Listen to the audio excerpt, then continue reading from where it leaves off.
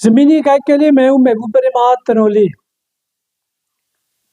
14 اگست 2025 کو یوم آزادی کے موقع پر حکومت کی طرف سے ایوارڈز دیے گئے ہیں۔ یہ ایوارڈز ہمیشہ دیے جاتے ہیں، جو کہ پہلی بار نہیں ہے، لیکن ایوارڈز کی اس مرتبہ جو تقسیم ہوئی ہے، خاص کر حکومت کے اپنے ہی وزراء کو ایوارڈز دیے گئے ہیں، اپنے ہی ان صحافیوں کو ایوارڈز دیے گئے ہیں جو حکومت کے حق میں بولتے تھے، اور ان شخصیات کو نوازا گیا ہے جو ان کے حق میں زیادہ حکومت کے حق میں بولتے تھے، لکھتے تھے۔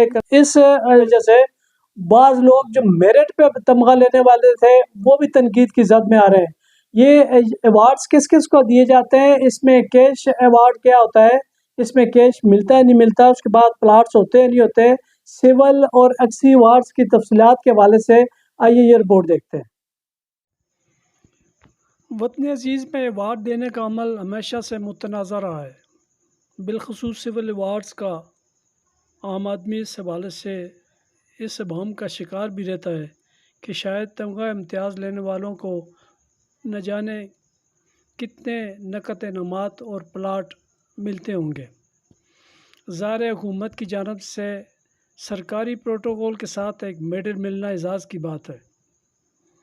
پاکستان میں سول ایوارڈز آرڈیننس 1975 کے قواعد کے مطابق سول ایوارڈز کے لیے اہلیت کے جو معیارات کا تعین کیا گیا ہے، اس کے لیے پاکستانی شہری کو سائنس، ادب، فن، تعلیم، صحت، سماجی خدمات، کھیل یا دیگر شعبوں میں نمایاں خدمات پر ایوارڈز کے لیے نامزد کیا جاتا ہے، یا ان پاکستانیوں کو تمغہ امتیاز سے نوازا جاتا ہے جو باہر رہتے ہوئے کسی خاص شعبے میں نمایاں خدمات پر ملک کا نام روشن کریں۔ ایوارڈز کے لیے غیر ملکیوں کو بھی نامزد کیا جا سکتا ہے، جن غیر ملکی شخصیات نے پاکستان کے ساتھ دوستی تعلقات یا کسی شعبے میں پاکستان کے لیے خدمات انجام دی ہوں۔ پاکستان میں تمغہ امتیاز ایک سول اور عسکری اعزاز ہے جو صدر پاکستان کی طرف سے صدر پاکستان کے دستخط کے ساتھ دیا جاتا ہے، اور اس اعزاز کے ساتھ عام طور پر سند، سرٹیفکیٹ آف میرٹ، اعزاز دیے جانے کی وجوہات درج ہوتی ہیں، وردی یا کوٹ پر لگانے کے لیے ربن وغیرہ۔ تقریب میں پروٹوکول ایوان صدر یا گورنر ہاؤس میں تقریب کے دوران مہمان خصوصی ایوارڈ سے نوازتے ہیں۔ اس میڈل کے ساتھ انعام اور پلاٹ کتنا ہے، اس کی تفصیلات آگے چل کر آ رہی ہیں۔ سول ایوارڈز کا معیار الگ اور عسکری میڈلز کا الگ ہوتا ہے۔ عسکری تمغہ امتیاز پاک فوج، نیوی یا ایئر فورس کے افسران اور اہلکاروں کو عسکری خدمات یا کارناموں پر دیا جاتا ہے۔ عسکری ایوارڈز کی تقریب یوم پاکستان کے موقع پر جنرل ہیڈ کوارٹرز، نیول ہیڈ کوارٹرز اور ایئر فورس ہیڈ کوارٹرز میں منعقد ہوتی ہیں، جبکہ بعض اوقات ایوان صدر میں بھی انعقاد کیا جاتا ہے۔ بعض ممالک میں سول ایوارڈ کے ساتھ مالی انعام یا مہارت بھی ہوتی ہیں، لیکن پاکستان میں تمغہ امتیاز کے ساتھ براہ راست کوئی تنخواہ یا پنشن نہیں ملتی۔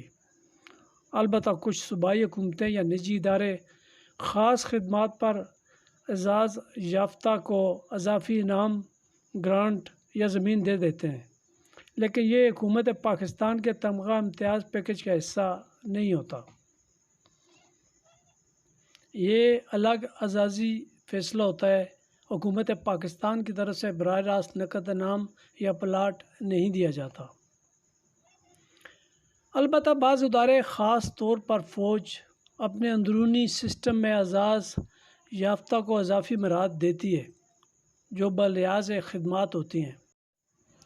فرق یہ ہے کہ عسکری اعزازات زیادہ تر جنگی خدمات یا بہادری پر دیے جاتے ہیں، اور اکثر کے ساتھ مالی فوائد یا زمین بھی ملتی ہے۔ فوج میں نشان حیدر شہادت کے بعد ملتا ہے۔ شہادت کے بعد خاندان کو ماہانہ وظیفہ، پلاٹ یا صوبائی حکومت کی جانب سے نقد انعام بھی ہو سکتا ہے، جو کہ شہید کی بہادری اور جوانمردی پر ان کے خاندان کو دیا جاتا ہے۔ العلِ جرأت جنگ میں شاندار بہادری پر دیا جاتا ہے، جس میں نقد انعام، پلاٹ اور رہائشی سہولیات اکثر حکومت کی طرف سے دی جاتی ہیں۔ ستارہ اجرت پانے والوں کو تنخواہ میں اضافہ یا پنشن میں اضافہ کے علاوہ جنگی بہادری کی صورت میں حکومت زمین دے سکتی ہے۔ تمغہ اجرت پر اضافی الاؤنس اور ترجیحی سہولیات جنگی خدمات پر دی جاتی ہیں۔ ستارہ بصالت صوبائی حکومت دہشت گردی یا آپریشن میں بہادری پر دیتی ہے۔ نشان پاکستان، ہلال پاکستان، ستارہ پاکستان، نشان شجاعت، ہلال شجاعت، ستارہ شجاعت اور سول تمغہ امتیاز پولیس عام شہریوں کو ان کی خدمات کے اعتراف میں دیے جاتے ہیں جن کے ساتھ کوئی نقد انعام نہیں ہوتا، تاہم حکومت یا ادارہ چاہے تو خاص خدمات پر انعام بھی دے سکتا ہے، لیکن ایوارڈز اکثر اعزازی نوعیت کے ہوتے ہیں۔ بعض خاص مواقع پر مالی یا زمین کا انعام دیا جا سکتا ہے، تاہم پنجاب، خیبر پختونخوا اور سندھ کی حکومتیں فوجی و پولیس شدہ کے لواحقین کو نقد انعام، گھر، پلاٹ دیتی ہیں، اور بعض اوقات پرائیویٹ بزنس مین یا ادارے اعزازی انعامات بھی دیتے ہیں۔